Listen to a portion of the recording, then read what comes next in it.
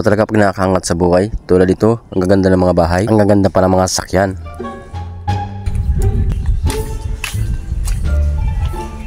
Pabili, oo. Pabili.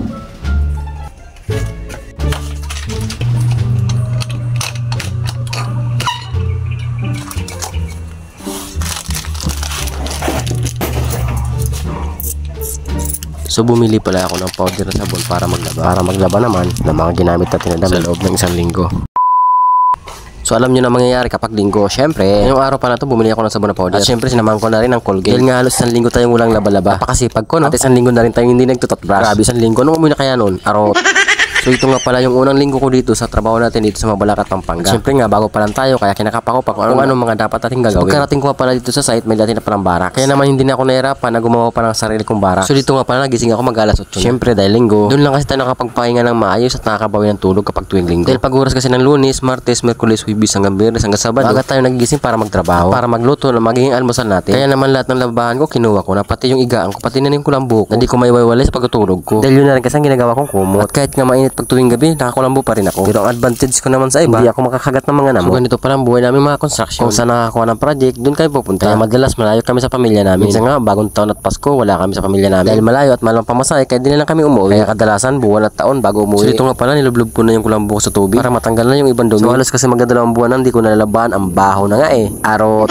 Pati nga pala itong sapin ko, nilabahan ko na rin. Parang bumango-bango naman kahit kung di ko na pala yan nalagyan pa ng downy. Dahil kasi pangit pag mabango ang iniigaan mo. So ganito pala ang ginagawa namin mga construction kapag naglalaba. Konting kusot-kusot lang, okay na. Aminin. Yung iba lang naman, syempre, yan, binawi ko na. Tama kayo, tama kayo. Ako naman eh. Pagkatapos ko nga palang kusot-kusutin, so nilagyan ko na ng powder. Binabad ko rin pala yan ng mga ilang minuto para kumapit naman yung amoy ng sabon, para rin matanggal yung kalawang at mga dumi dumikit sa ating mga damit, mga pantalon. So hindi ko na pala yung ginagamitan pa ng brush. At hindi ko na rin pala yung ginagamitan ng washing machine. At hindi na rin ako gumagamit yan ng dryer. Dahil para sa akin kamay lang sapat na. Kung gaano pala ako kabilis magkusot, ganun din pala ako kabilis magpalitada. So kinukusot ko palang kinukusot ng gusto yan para matanggal na yung mga dumi. Dahil dito pala sa napistuan ko sobrang init na. Tirik na tirik na yung araw. Kaya naman ang ginagawa ko, kusot dito, kusot doon. Magawa 1, 2, 3 na sana nga ako dito eh. Kaso di ko magawa. Dahil nakatutok palang kamera. Kaya naman nilapitan ko yung kamera para makita nyo na pawis na talaga. Dahil nga sobrang init at tirik na araw. So kaya naman ang ginawa ko, nilublob ko na yung kulambo at nilublob ko na rin yung sarili ko. Dahil hindi ko na talaga kaya, sobrang init. Kaya naman pinagsabay-sabay ko na habang naliligo, naglalaba tayo. Para bago matapos tayo maglaba, malinis na yung nilaban, malinis na rin yung katawan. Arot. At syempre pagkatapos pala natin maglaba, kain naman tayo. Hindi nakakapagod kaya maglaba. So dito magbabalaw na lang pala ako. Diyan 3 beses ko binabalawan yan para mas malinis na malinis. Para naman walang masabi yung kulambo at kumot. Dahil masusundan naman itong paglaba natin ng kumot at kulambo. Mga katapusan naman. Para may thrill maglaba. Arot.